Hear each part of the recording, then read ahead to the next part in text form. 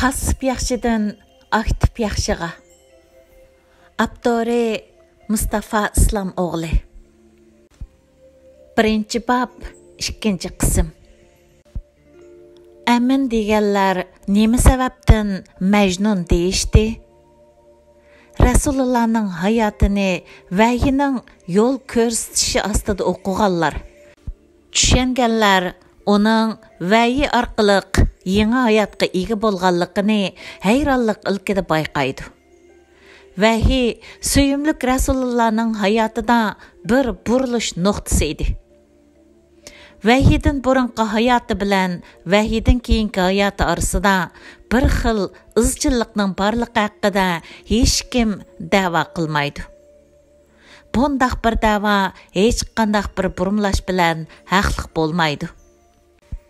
Bizga ma'lum bo'lishicha, bundaq bir da'voni qilg'uchi birdan bir kishi Baas ideologiyasining qurg'uvchisi, arab millatchisi, xristian Mishel Aflox bo'lib, u Muhammad jaholatning farzandi edi degan sapsatini da'vo qilgan. Bu orqali jaholatni yuqori ko'tarib, arab millatchiligini ustun qilmoqchi edi. Bu da'vo suyumlik Rasulimizni bir roli yo'q deb qarag'anlikdan iborat edi. Uning risolatdagi rolini nazardan saqit qilish, uni yo'q qatordan ko'rishdan boshqa narsa emas. Payg'ambarimizning vahiydan burungi hayoti Qur'onda Zoha surasida bayon qilinadi. U vahiy kelishdan burun qaymoqqan bilib hidoyat qilmadimi? Shura surasi 52-oyatda sen, ya'ni vahiydan ilgari Qur'onning va iymonning nima ekanligini uqmayding deydi. Rasulullahning hayotiga munosabatlik eng ishonchlik manba bo'lgan Qur'onga asosan u vahiydan burun nima ish qilishni bilmagan, qaymoqqan kishi bo'lib, kitobdan va iymondan bexabar edi. Qur'onga iymon keltirgan har mo'min uning payg'ambari haqida xabar bergan bu haqiqatlarga iymon etadi.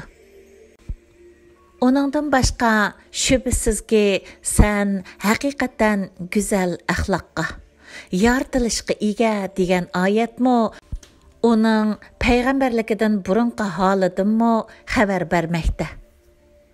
Undaqda yuqoridagi oyatlar bilan bu oyat qandaq birlashtiriladi?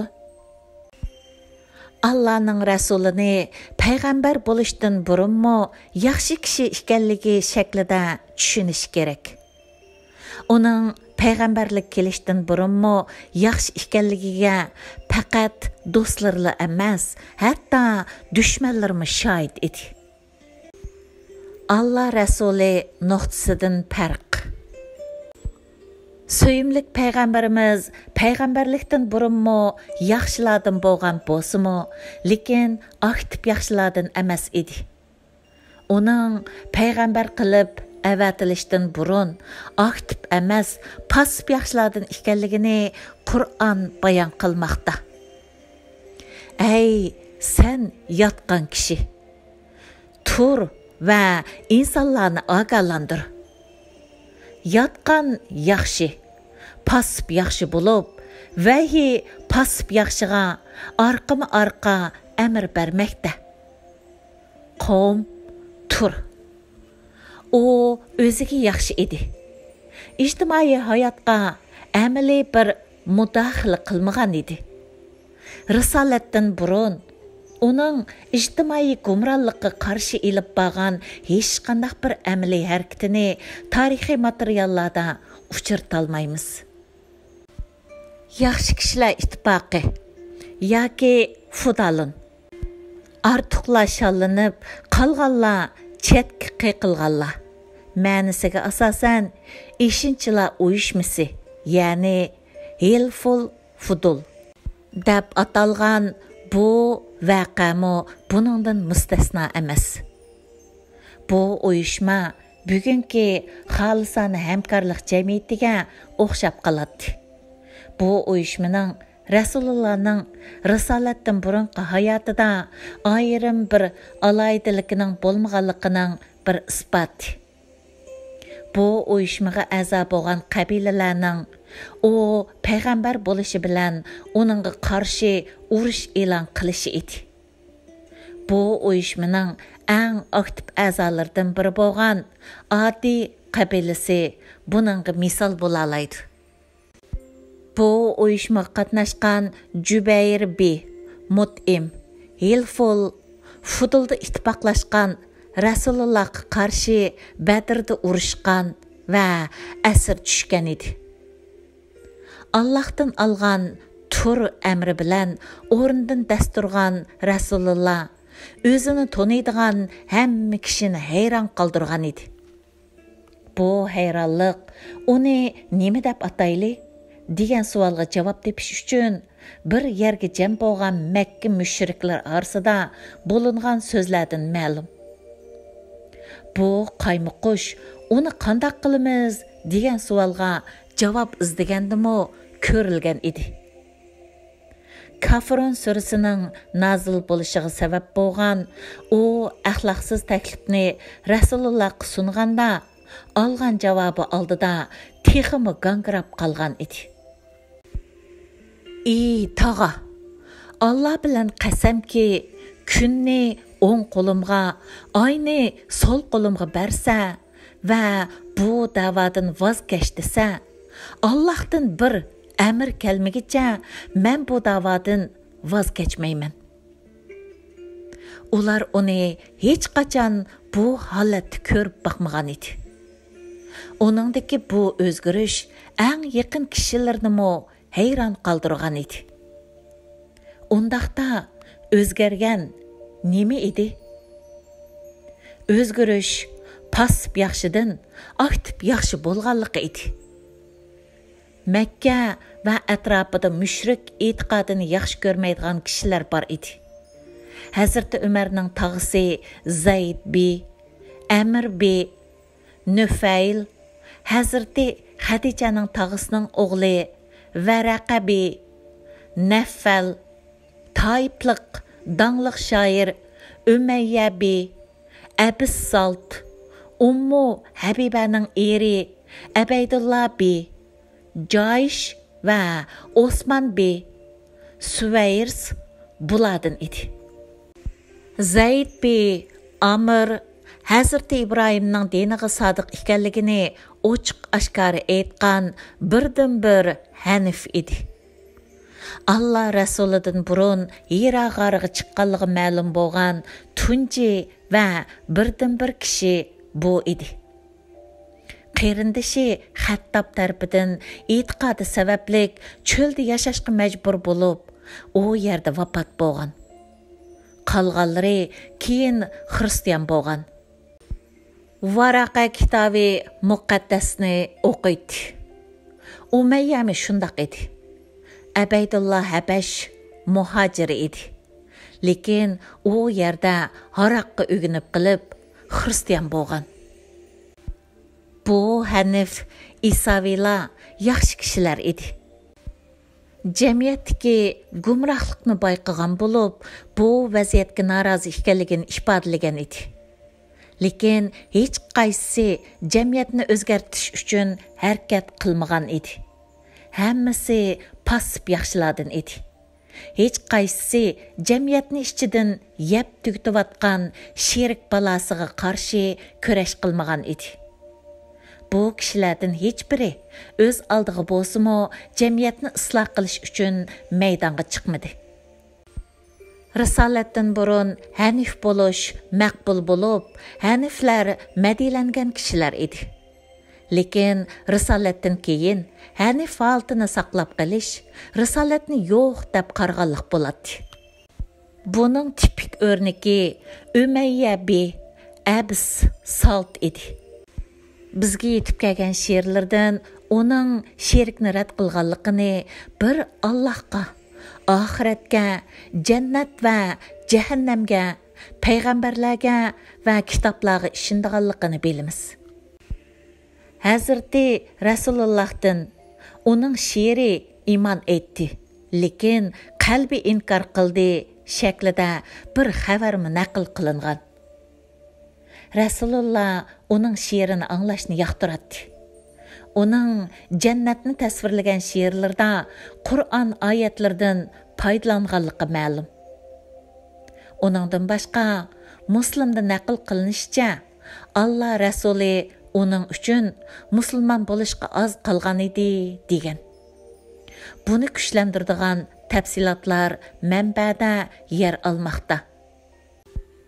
Al-Musannaf sahibi Umayyaning Hazrati Rasulullahning payg'ambarligining haq ekanligini aytganligini, Badr kuniga to'g'ri kelgan mezgilda musulmon bo'lish uchun Shamdan yo'lga chiqqanligi, lekin tog'asining o'g'lining Badrda o'ldirilganligidan xabar tepib, bu qarordan voz kechganligini naql qiladi. Bu ortiqchilikqa ega bo'lgan Umayya Badrda o'lgan Qurayshliklar uchun g'oza ochgan. Rasulullohning uning mushriklar uchun aytgan marsiyasini anglashni rad qilganligini bilamiz. Shuning bilan sahobaning tilida Umayyaning ismi Allah dushmani shaklida yer oldi.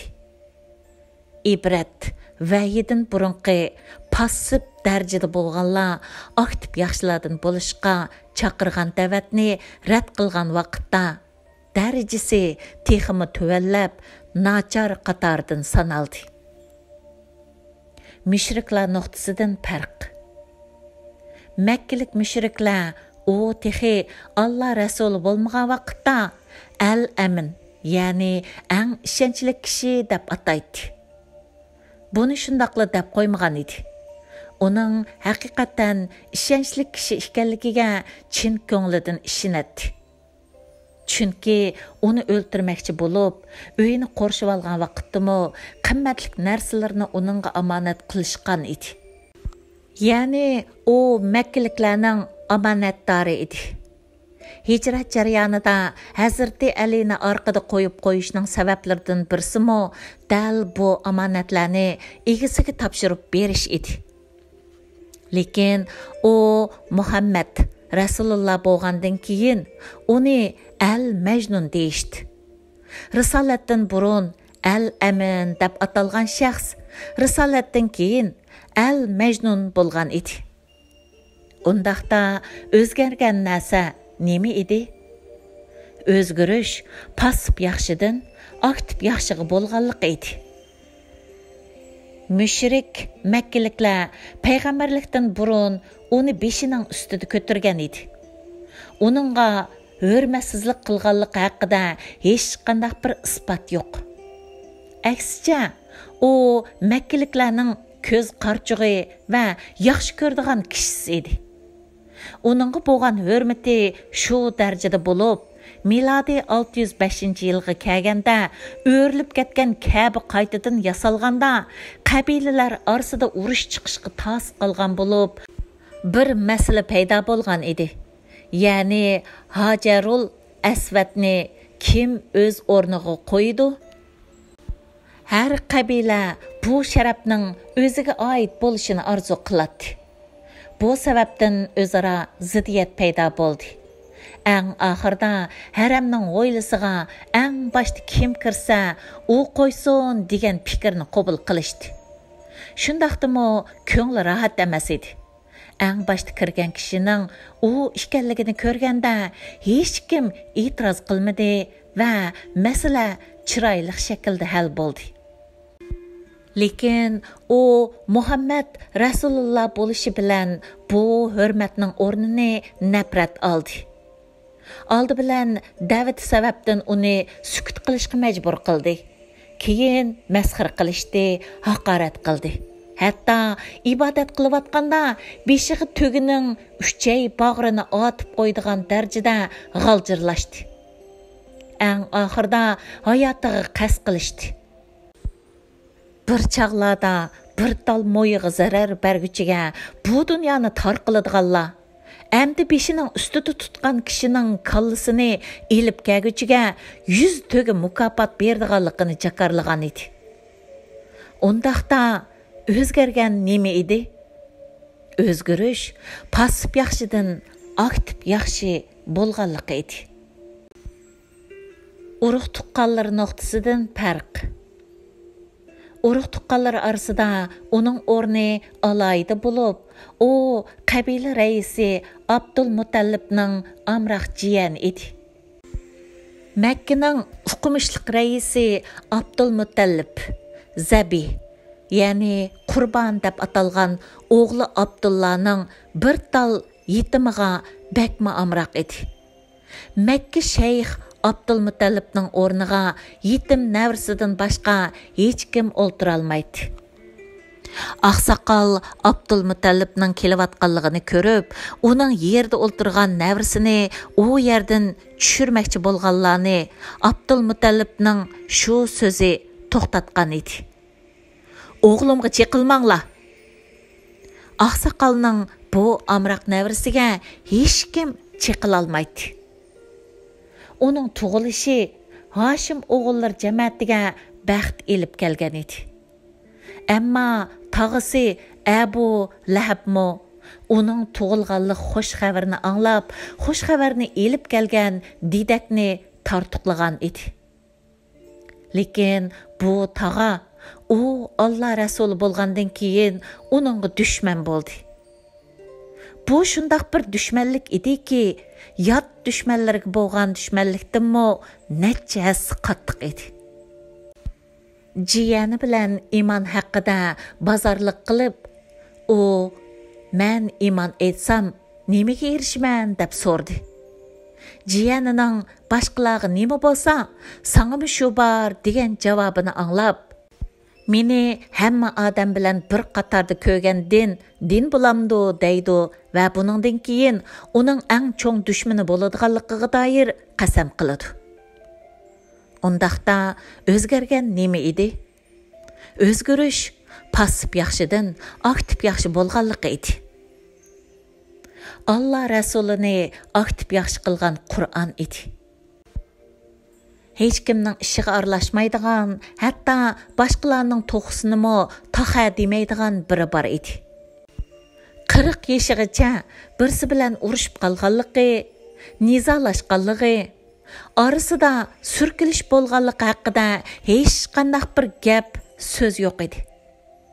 Ijtimoiy bir talabim yo'q bo'lib, kishilarga hukmdor bo'lish orzusim yo'q edi. U diniy ulamolar yoki ularning rolini o'ynaydigan shoirlar, qamallar, kohinlar, mattalar va qissachilar sinfiga tava bo'lmagan edi.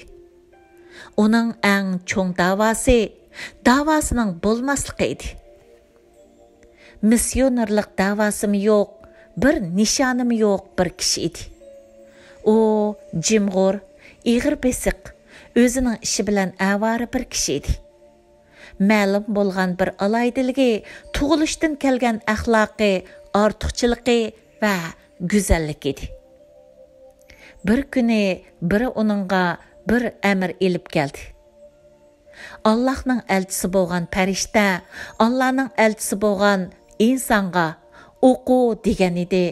Ondan uzun o'tmay yana bir amr olgan edi. Tur. U yatgan o'rnidan turdi. O'zini chetga olgan shaharga qaytdi. O'ziga oromga bo'lgan bu g'arga shuningdan keyin qadam bosmadi. Sukutini buzdi, to'xtamasdan xitob qiladi. U oldida xuddi butun insoniyat bordek xitob qiladi. Ey insonlar, la ilaha illalloh danglar va nijotlikqa erishinglar deydi. Ko'rmasga selavatadi. U to'xtamay ilgirlaydi. Masxar qiladi, u tabassum qiladi. Töhmet qiladi, ularga parvo qiladi. Haqorat qiladi, u quloq solmaydi. Tükürük yağmurga tutadi, u to'xtamay haqni anglatadi. Tosh atadi. U ularga o'rilib qarab, bir ig'iz gapmi qilmaydi. Hujumga uchraydi. U qo'l yondiribmi qo'ymaydi va faqat Rabbim deydi. Ölüm haqida farmon chiqardi. U bir qadammi orqaga chekinmadi. U shundoq bir o'rnidan turgan edi. O'rnidan turgan peti vafotigacha o'ltirmagan edi. Ya'ni davosidan voz kechmagan edi. Savol: Dunyoning eng ig'ir besiq, eng jimg'ur, o'z halakchiligi bilan avvar kishi bo'lgan Abdulla o'g'li Muhammadni yer yuzining eng cho'ng iymon harakatining boshlamchisi, olamlarga rahmat bo'lgan Hazrati Muhammadga aylantirgan nima edi? Javob: bir kalima bilan aytsak, Qur'on edi. Undaqda bu qandoq bo'lgan edi? Mundaq bo'lgan edi. Davomi bor.